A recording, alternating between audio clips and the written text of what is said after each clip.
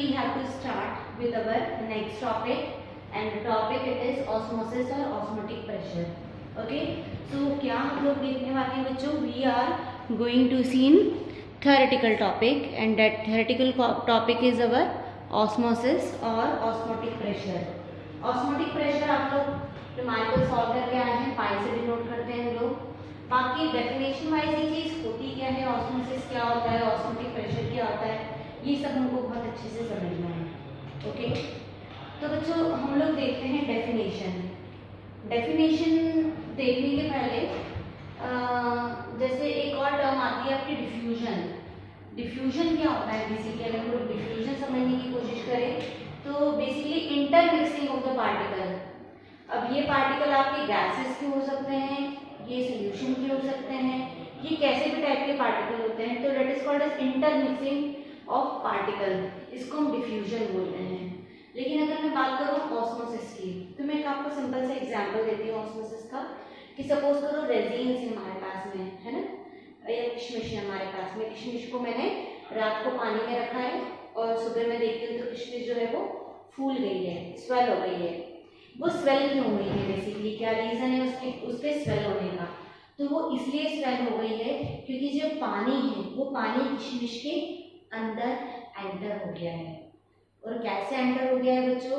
क्योंकि जो किशमिश की आउटर सरफेस है ना, जो आउटर स्किन है उसकी आउटर सरफेस जो है वो होती है सेमी परमेबल मेम्ब्रेन, जिसको पार्चमेंट मेम्ब्रेन भी हम लोग बोल सकते हैं.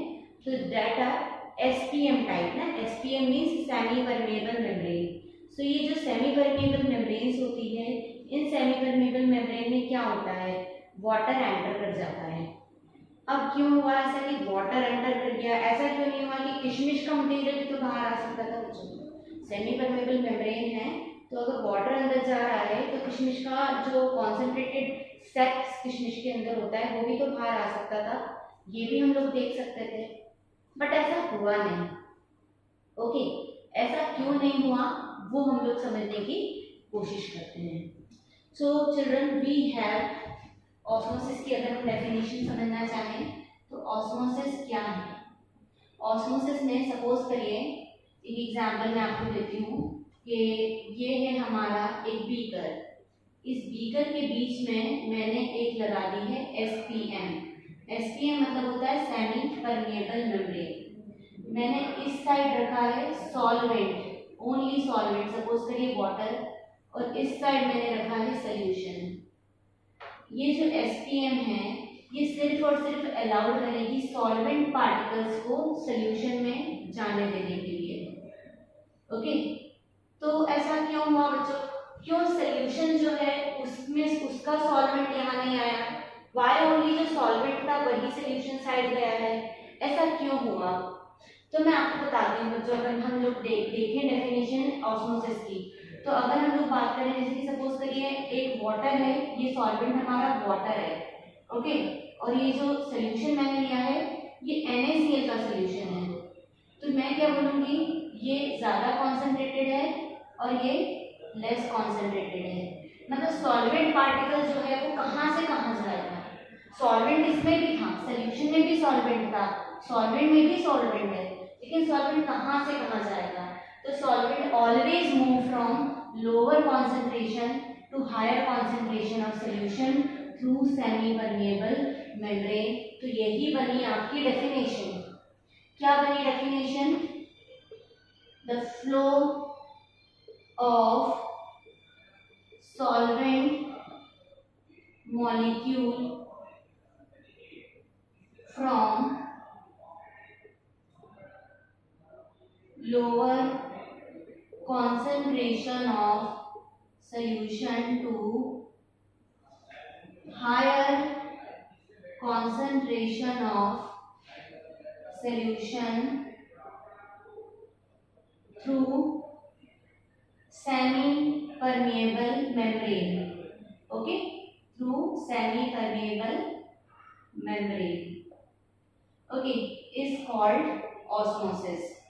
तो ये चीज हो जाती है हमारी ऑस्मोसिस, जहाँ पर फ्लो किसका हुआ है?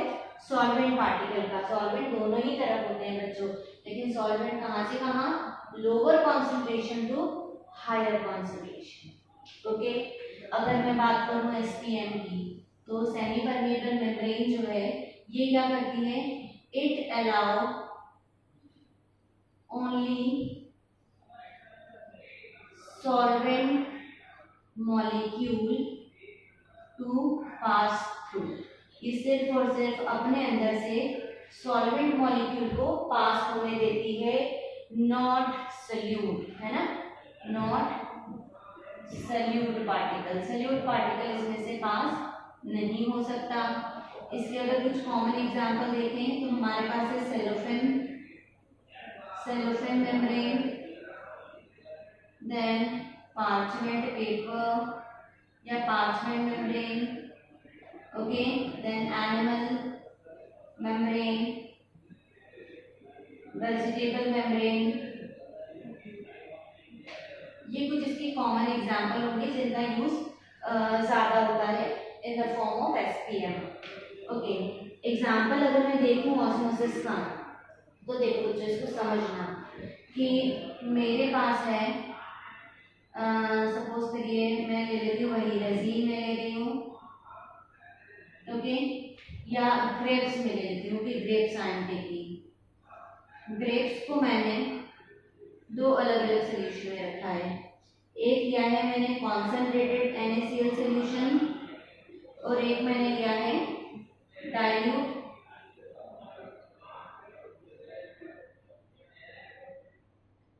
या नॉर्मली वाटर ले लीजिए, ठीक है। एक कॉन्सेंट्रेटेड NaCl सोल्यूशन लिया है और एक लिया है वाटर। तो देखो बच्चों, अगर मैं इन दोनों की बात करूं तो इसकी कॉन्सेंट्रेशन कम है और इसकी कॉन्सेंट्रेशन ज़्यादा है, तो आपके जो ग्रेप्स होंगे, ग्रेप्स क्या हो जाएंगे, ग्रेप्स डेफिनेटली स्वेल हो जाएंगे। क्यों स्वेल हो जाएंगे, क्योंकि वाटर इसके अंदर एंटर कर जाएगा, लो कॉन्सेंट्रेशन से हाई कॉन्सेंट्रेशन ये चीज़ मूव कर जाएगी। लेकिन अगर मैं कॉन्सेंट्रेटेड NaCl में यूज़ करूँ तो बच्चों यहाँ पर ये कॉन्सेंट्रेटेड है, ये ज़्यादा कॉन्सेंट्रेटेड है, ये कम कॉन्सेंट्रेटेड है, तो आपके जो ग्रेप्स होंगे वो ग्रेप्स क्या हो जाएंगे, श्रिंक हो जाएंगे। क्यों श्रिंक हो जाएंगे, क्योंकि जो ग्रेप्स का शेप होगा वो शेप सारा के सारा बाहर आ जाएगा, ओके, सारा के सारा सेमी परमेबल मेम्ब्रेन के थ्रू बाहर आ जाएगा। इसीलिए ये दो एग्जाम्पल हम लोगों ने इसकी समझे हैं जो example of osmosis this is, okay.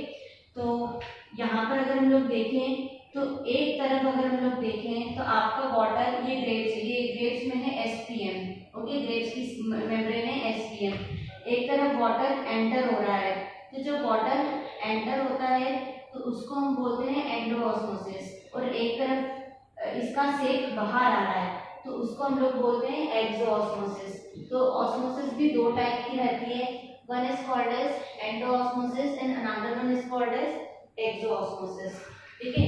तो जैसे एक्सोऑस्मोसिस का एग्जांपल हम लोग वही लेंगे, क्या, grapes plus concentrated NaCl solution. तो यहाँ पर क्या आ जाएगा, व्हेन सॉल्वेंट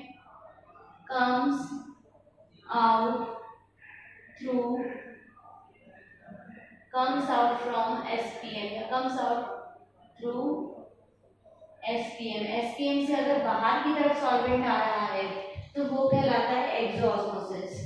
और यहाँ पर क्या हो जाएगा, यहाँ पर एग्जांपल आप ले सकते हैं grapes plus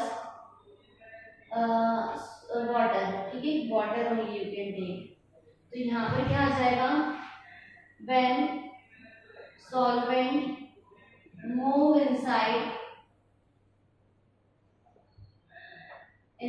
the SPM, SPM के अंदर की तरफ अगर मूव करता है तो वो कहलाता है एंडोऑस्मोसिस, जैसे मैंने यहाँ पर दोनों एग्जांपल आपको बताए, ओके।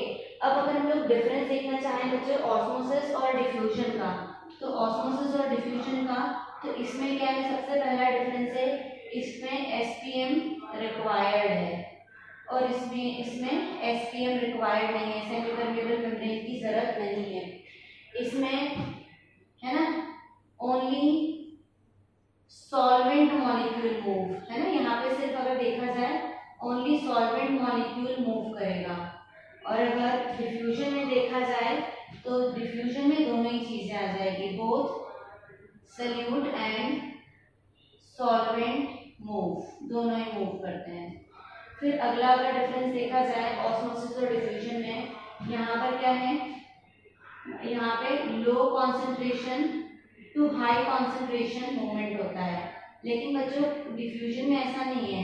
डिफ्यूजन में हमेशा हाई कॉन्सेंट्रेशन से लो कॉन्सेंट्रेशन की तरफ मूवमेंट होता है। एग्जाम्पल जैसे मैं बताती हूँ, स्मेल, स्मेल जहाँ ज़्यादा होती है वहाँ से कहाँ आती है, जहाँ पर कम स्मेल हो वहाँ की तरफ ट्रैवल करती है।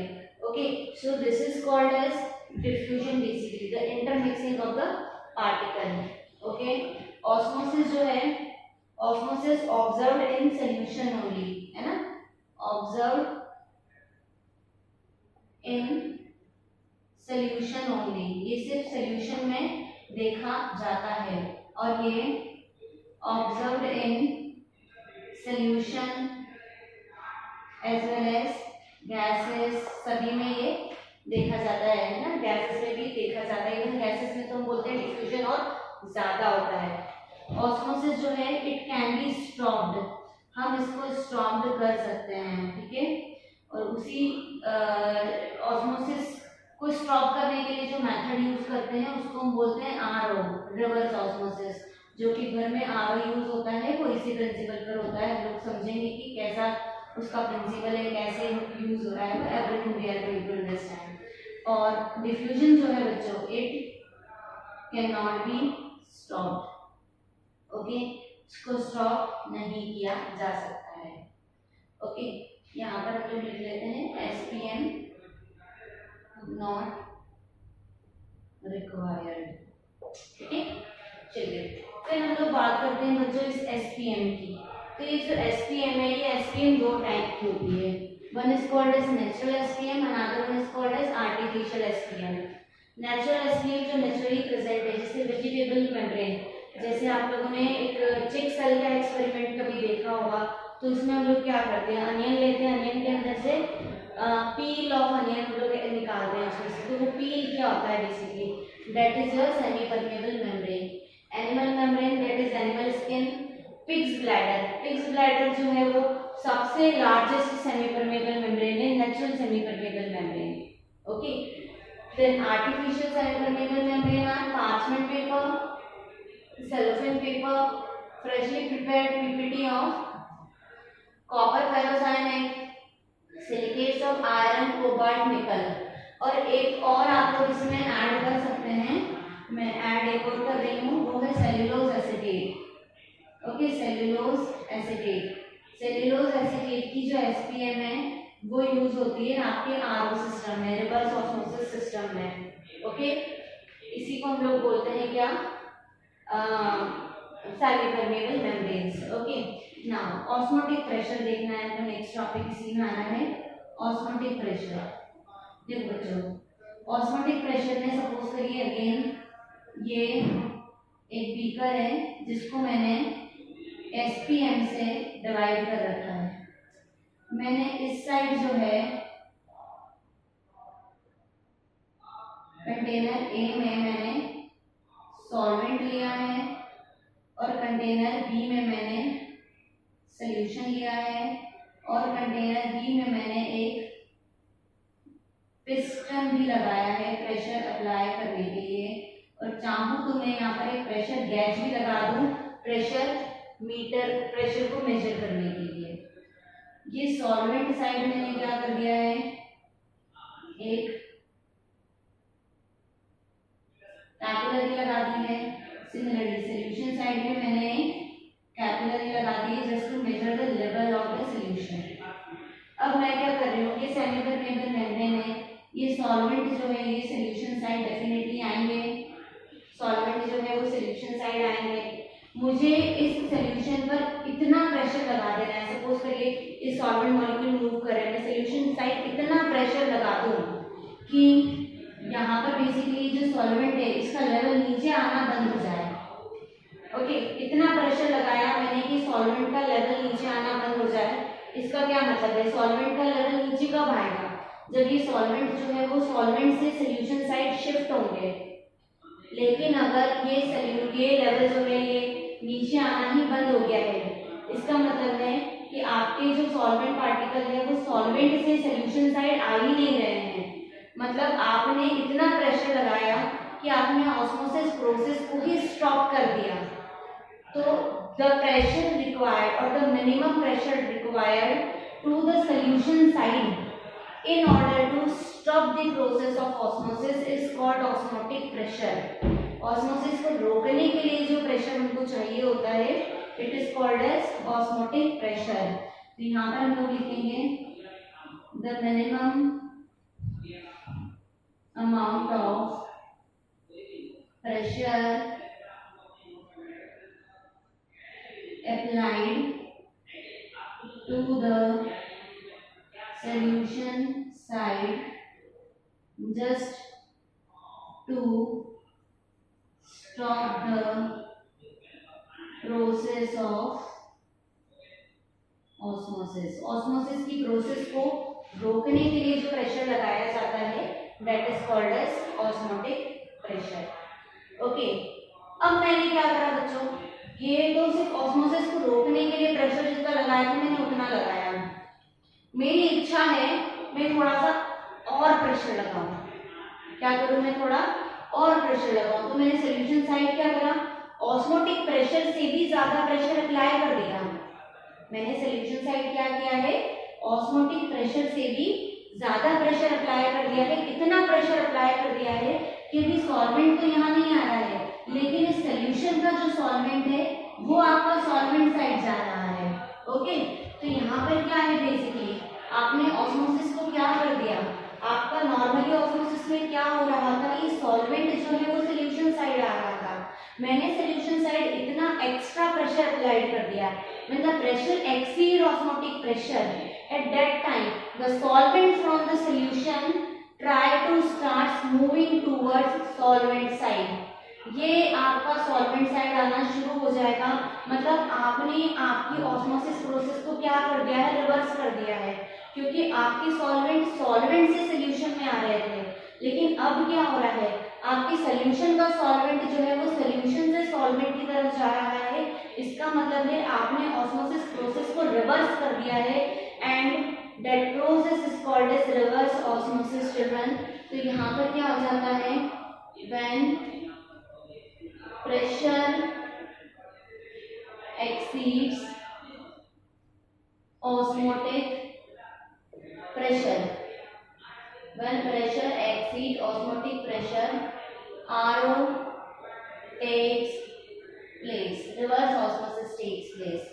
basically reverse osmosis में हो क्या रहा है, reverse osmosis में हो रहा है the solvent from solution start moving towards solvent side through SPM when pressure on solution side exceeds more than osmotic pressure। Osmotic pressure से अगर प्रेशर बढ़ जाता है तो बच्चों यही तो होता है आपका रिवर्स ऑस्मोसिस। क्या है, सपोज करें रिवर्स ऑस्मोसिस में क्या होता है, आपका ओवरहेड टैंक का वाटर होता है और वो आपको प्योर वाटर देता है। ओके, तो प्योर वाटर हो गया आपका प्योर सॉल्वेंट, ये प्योर सॉल्वेंट। ओवरहेड टैंक का वाटर हो गया ये वाला, ओके, सॉल्यूशन। आपने ओवरहेड टैंक के प्रेशर पे इतना सॉल्यूशन पर इतना प्रेशर अप्लाई करा है कि ओवरहेड टैंक का जो सल्यूट है, जो कचरा पार्टिकल है वो तो सारा रह जाता है, फिल्टर आउट हो जाता है, और बाकी जो आपका प्योर वाटर है वो सॉल्वेंट साइड आ जाएगा। सॉल्वेंट मतलब कि प्योर वाटर। ओके, यही प्रिंसिपल बच्चों हम लोग यूज करते हैं डीसैलिनेशन ऑफ वाटर में, क्योंकि देखो बच्चों यहाँ पर क्या है, सी वाटर और यहाँ पर मैं एक ले लेती हूँ आपका नॉर्मल प्योर वाटर। ओके, सी वाटर में क्या है, NaCl है, मतलब ये तो आपका बन गया सॉल्यूशन और ये आपका बन गया है सॉल्वेंट। ओके, आप यहाँ पर सॉल्यूशन साइड क्या करोगे, प्रेशर को, है ना, मोर प्रेशर अप्लाई करोगे, है ना, मोर प्रेशर अप्लाई करोगे तो उसकी वजह से सॉल्यूशन में से only solvent particle will move, केवल सॉल्वेंट पार्टिकल मूव होगा और वो सॉल्वेंट की तरफ आपके प्योर वाटर की तरफ चला जाएगा। इस तरीके से आप लोग क्या कर सकते हैं बच्चों, जो सी वाटर है, सी वाटर में से NaCl को सेपरेट कर सकते हो और वाटर को सेपरेट कर सकते हो। Okay okay, so here we have one experimental measurement of osmotic pressure and the method is called as Berkeley and Hartley method. Berkeley and Hartley method जो है बच्चों osmotic pressure determination की एक method है। Okay, यहाँ पर मैं आपको बताती हूँ ये पूरा इंस्ट्रूमेंट क्या है आपका। देखो बच्चों, ये यहाँ पे दो चैम्बर में, तीन चैम्बर में डिवाइडेड है, जहाँ पर ये लोअर और दोनों जो लोअर चैम्बर है, ओके, ये लोअर चैम्बर में रखा है सॉल्यूशन। ओके, ये दोनों ही लोअर चैम्बर में हमारे पास में है सॉल्यूशन। ओके, ये जो सेंटर वाला चैम्बर है इसमें है हमारे पास सॉल्वेंट। ओके, सेंटर वाले चैम्बर में सॉल्वेंट है।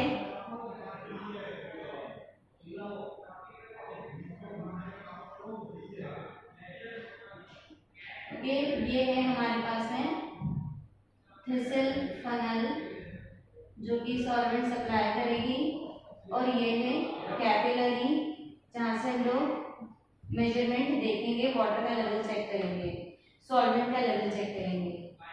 ये जो है बच्चों, ये ऊपर दिख रहा है, ये है पिस्टन, और इसी के साथ में ये हमारे पास है प्रेशर गैज जो कि प्रेशर को मेजर करेगा। ओके, अब स्टार्टिंग में क्योंकि यहाँ पर ऑस्मोसिस होगी तो ये जो सॉल्वेंट है वो कहाँ जाएगा, सॉल्यूशन साइड जाएगा ये solvent.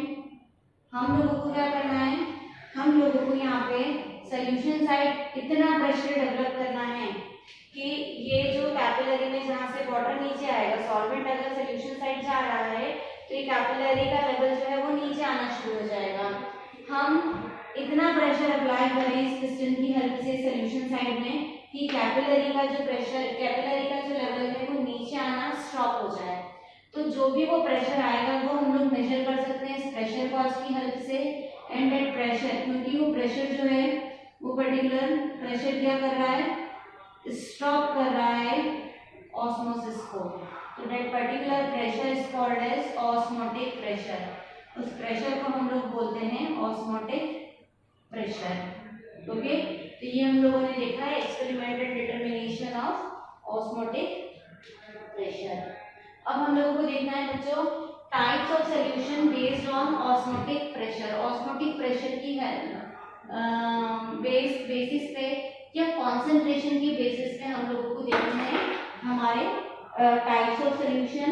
And that type of solution जो है बच्चों उसमें हम लोगों को देखना है 3 type of solution. One is called as isotonic solution, another one is called as hypotonic solution, and third one it is hypertonic solution. So 3 type of solution we have to see. देखो बच्चों isotonic solution है ना, solution which have same osmotic pressure, OP osmotic pressure at all concentration and temperature। सभी concentration और temperature पर जिसका osmotic pressure same हो वो क्या कहलाता है, हमारा osmotic pressure कहलाता है।